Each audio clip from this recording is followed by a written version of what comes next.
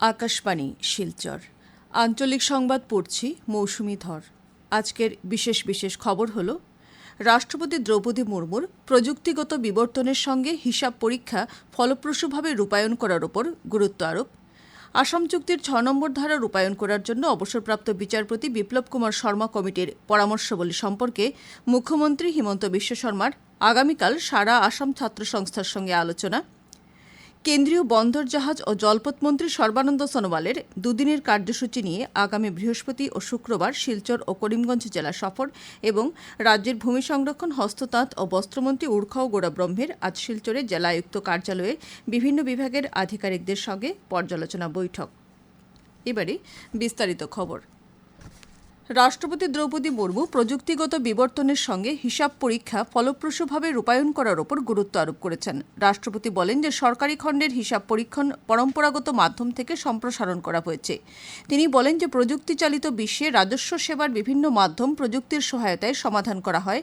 নতুন দিল্লিতে আজ Asian organisation of supreme audit ইনস্টিটিউশনের ১৬তম সম্মেলনের উদ্বোধন করে রাষ্ট্রপতি একথা বলেন। ৪ দিনব্যাপী অনুষ্ঠেয় এই সম্মেলনে ভাষণ প্রসঙ্গে শ্রীমতী মুর্মু বলেন যে ভারতের নিয়ন্ত্রক ও হিসাব রক্ষক দেশের আর্থিক ব্যবস্থা স্বচ্ছ ও দায়বদ্ধ হবার বিষয়টি নিশ্চিত করতে গুরুত্বপূর্ণ ভূমিকা পালন করে আসছেন। তিনি বলেন যে নিয়ন্ত্রক ও হিসাব রক্ষক নীতিগত আচরণের কঠোর ধারা অনুসরণ করে অনুসন্ধানের শৃঙ্খলা যাতে কার্যকর হয় তা নিশ্চিত করেন। ভারতের নিয়ন্ত্রক ও হিসাব রক্ষক গিরিশচন্দ্র মুর্মু ২০২৪ সাল থেকে ২০২৭ সালের কার্যকালের জন্য এই সংস্থার অধ্যক্ষ হিসেবে নির্বাচিত হয়েছেন। কেন্দ্রে নরেন্দ্র মোদী সরকারের তৃতীয় কার্যকালের ১০০ দিন পূর্ণ হওয়ার সঙ্গে সঙ্গতি রেখে বিকশিত ভারতের পথে অগ্রসর হবার ১০০ দিন উপলক্ষে সরকার মহিলা নেতৃত্বাধীন উন্নয়নের লক্ষ্য গ্রহণ করেছে। এর অধীনে মহিলাদের দ্বারা ক্রয় করা সম্পত্তির জন্য স্টাম্প শুল্ক হ্রাস করতে রাজ্যগুলোকে উৎসাহিত করা হয়েছে। এছাড়া হোস্টেল এবং মহিলা নির্ধারিত দক্ষতা কার্যসূচির মাধ্যমে মহিলাদের কর্মশক্তির অংশগ্রহণে উৎসাহ যোগানো হচ্ছে। পর্যটন খণ্ডে মহিলাদের জন্য কর্মসংস্থানের সুযোগ সৃষ্টি করতে পর্যটন দিদি ও পর্যটন মিত্র প্রকল্প গ্রহণ করা হয়েছে। গ্রামীণ জীবিকার সুবিধা বৃদ্ধি করতে জাতীয় গ্রামীণ জীবিকা মিশনের অধীনে ৯০ লক্ষেরও অধিক আত্মসহায়ক গোষ্ঠীতে ১০ কোটি মহিলাকে সংগঠিত করা হয়েছে। একইভাবে নারী শক্তিকে উপকৃত করা প্রকল্পের জন্য এবছরের বাজেটে ৩ লক্ষ কোটি টাকা মঞ্জুর করা হয়েছে।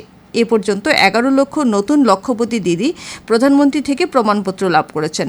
উল্লেখ্য, প্রধানমন্ত্রী শ্রী মোদী মহিলাদের সবলীকরণে গুরুত্ব আরোপ করে বলেছেন যে শিক্ষা, উদ্যমিতা, কৃষি, প্রযুক্তি এবং অন্য পদক্ষেপের মাধ্যমে কেন্দ্রীয় সরকার মহিলাদের সবলীকরণের জন্য দায়বদ্ধ।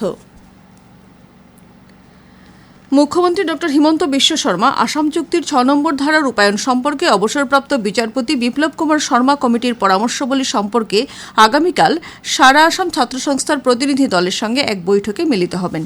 রাজ্য সরকার সংগঠনটির পরামর্শ গ্রহণ করার পর অন্যান্য সংগঠনের সঙ্গেও আলোচনা করবে। উল্লেখ্য, মুখ্যমন্ত্রী ড শর্মা সম্প্রতি আসাম চুক্তির ৬ নম্বর ধারা রূপায়ণ সম্পর্কে গঠিত কমিটির পরামর্শাবলী রূপায়ণের ক্ষেত্রে বরাক উপত্যকার ৩ জেলা এবং স্বশাসিত জেলাগুলো ছাড়া অন্য জেলা, বিশেষ করে লোয়ার আসামে এই পরামর্শ রূপায়ণে কোনো সমস্যা হবে না বলে মন্তব্য করেছিলেন। অবসরপ্রাপ্ত বিচারপতি বিপ্লব কুমার শর্মা কমিটির ৬৭টি পরামর্শের মধ্যে রাজ্য সরকার ৫২টি পরামর্শ কার্যকর করবে বলে মুখ্যমন্ত্রী জানান। বাকি পরামর্শগুলি রূপায়ণ করতে কেন্দ্রীয় সরকারের অনুমোদনের প্রয়োজন রয়েছে বলেও তিনি জানান। কেন্দ্রীয় বন্দর জাহাজ ও জলপথ মন্ত্রী সর্বানন্দ সোনোয়াল আগামী বৃহস্পতিবার দুদিনের কাছাড় ও করিমগঞ্জ জেলা সফরে আসছেন। মন্ত্রী শ্রী সোনোয়াল আগামী বৃহস্পতিবার বেলা ১টা ৪৫ কুম্ভীরগ্রাম বিমানবন্দরে পৌঁছে বিকেল ৩টেয় তিনি আসাম বিশ্ববিদ্যালয়ে যাবেন। সেখানে বিকেল ৩:৩০ তিনি বিশ্ববিদ্যালয়ের বার্ষিক অনুষ্ঠানে অংশগ্রহণ করবেন। শ্রী সোনোয়াল বিশ্ববিদ্যালয়ের অতিথিশালায় রাত্রি যাপন করবেন। পরদিন সকাল 10:30টায় তিনি করিমগঞ্জের উদ্দেশ্যে রওনা হবেন এবং সেখানে নির্ধারিত কার্যসূচিতে অংশগ্রহণ করে ওই দিনই তার ফিরে যাওয়ার কথা রয়েছে। রাজ্যে প্রধানমন্ত্রী সূর্যঘর প্রকল্পের অধীনে এ পর্যন্ত ১,১০০টি ঘরের ছাদে সৌর বিদ্যুৎ উৎপাদনের প্রণালী স্থাপন করা হয়েছে এবং এর মাধ্যমে ৩,৭২৩ কিলোওয়াট উৎপাদন ক্ষমতার সংযোজন হয়েছে।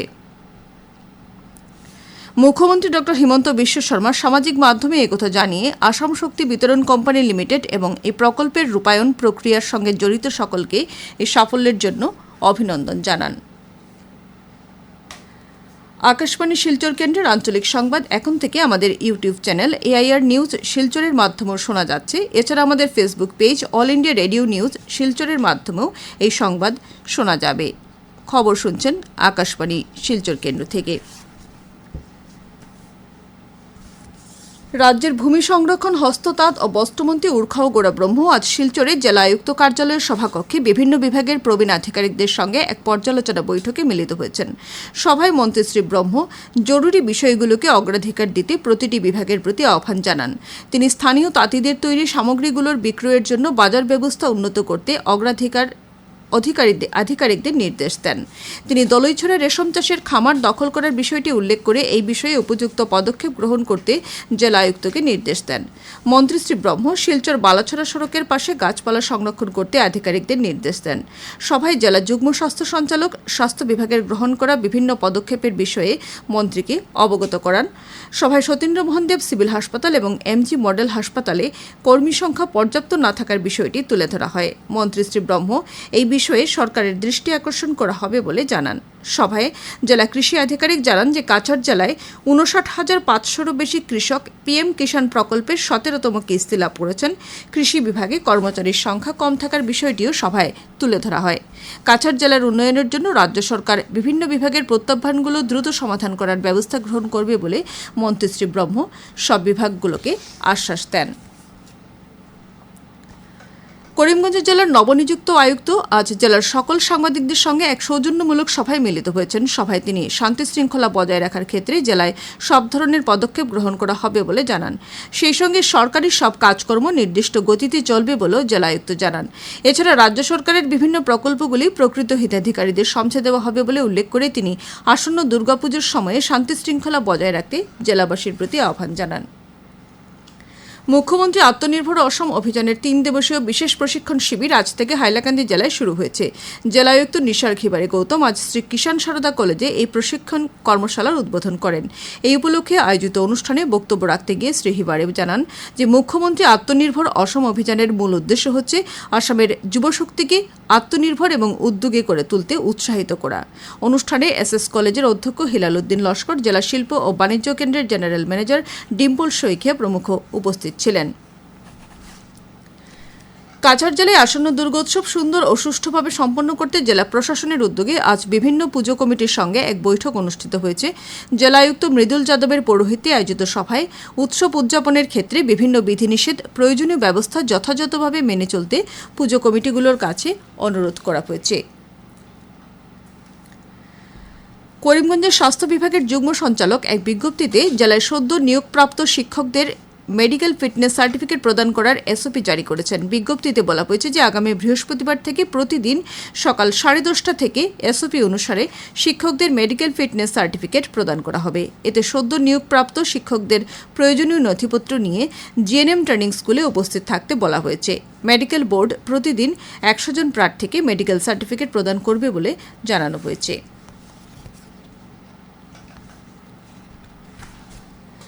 গ্রাম পঞ্চায়েতের সীমানা নির্ধারণের খসড়ার বিভিন্ন ত্রুটি উত্থাপন করে রাইজোর দলের হাইলাকান্দি জেলা কমিটির উদ্যোগে আজ হাইলাকান্দি জেলা পরিষদ কার্যালয়ের সামনে বিক্ষোভ কার্যসূচি পালন করা হয়েছে। রাইজোর দলের পক্ষ থেকে সীমা নির্ধারণের ক্ষেত্রে প্রকৃত এসওপি মেনে গ্রাম পঞ্চায়েতের সীমা নির্ধারণ করার দাবি জানানো হয়েছে। হাইলাকান্দি জেলা আয়ুক্ত এক বিজ্ঞপ্তিতে জানিয়েছেন যে জেলায় অক্টোবর মাসের বিনামূল্যের চাল বরাদ্দ করা হয়েছে। বিজ্ঞপ্তিতে বলা হয়েছে যে অক্টোবর মাসের অন্তোদয় অন্ন যোজনার কার্ড প্রতি 35 কিলোগ্রাম করে চাল এবং প্রায়োরিটি হাউসহোল্ড কার্ডের জন্য মাথাপিছু 5 কিলোগ্রাম করে চাল বণ্টন করা হবে। ই-পস ডিভাইসের মাধ্যমে অন্ন সেবার দিনগুলোতে চাল বণ্টন করা হবে। Panibhora clever house knockout football প্রতিযোগিতা আগামী বৃহস্পতিবার থেকে 648 নম্বর পানিভরা প্রাথমিক বিদ্যালয়ের খেলার মাঠে শুরু হবে। ওই দিন বিকেল 3:30 এই প্রতিযোগিতায় শুরু হবে বলে আয়োজক কমিটির সভাপতি নাগেশ্বর কেওট জানিয়েছেন। প্রতিযোগিতার উদ্বোধনী ম্যাচে ভুবনডর টি এস্টেট কাশীপুর 9 স্টার ক্লাবের বিরুদ্ধে খেলবে। শেষ করার আগে খবরের বিশেষ অংশগুলো আরও একবার পড়ছি। রাষ্ট্রপতি দ্রৌপদী মুর্মুর প্রযুক্তিগত বিবর্তনের সঙ্গে হিসাব পরীক্ষা ফলপ্রসূভাবে রূপায়ণ করার ওপর গুরুত্ব আরোপ, আসাম চুক্তির 6 নম্বর ধারা রূপায়ণ করার জন্য অবসরপ্রাপ্ত বিচারপতি বিপ্লব কুমার শর্মা কমিটির পরামর্শাবলী সম্পর্কে মুখ্যমন্ত্রী হিমন্ত বিশ্ব শর্মার আগামীকাল সারা আসাম ছাত্র সংস্থার সঙ্গে আলোচনা, কেন্দ্রীয় বন্দর জাহাজ ও জলপথ মন্ত্রী সর্বানন্দ সোনোয়ালের দুদিনের কার্যসূচি নিয়ে আগামী বৃহস্পতি ও শুক্রবার শিলচর ও করিমগঞ্জ জেলা সফর এবং রাজ্যের ভূমি সংরক্ষণ, হস্ততাঁত ও বস্ত্রমন্ত্রী উর্খাও গৌরব্রহ্মের আজ শিলচরে জেলা আয়ুক্ত কার্যালয়ে বিভিন্ন বিভাগের আধিকারিকদের সঙ্গে পর্যালোচনা বৈঠক। আঞ্চলিক সংবাদ আজকের মতো শেষ হলো। পরবর্তী সংবাদ আগামীকাল সকাল 7:35।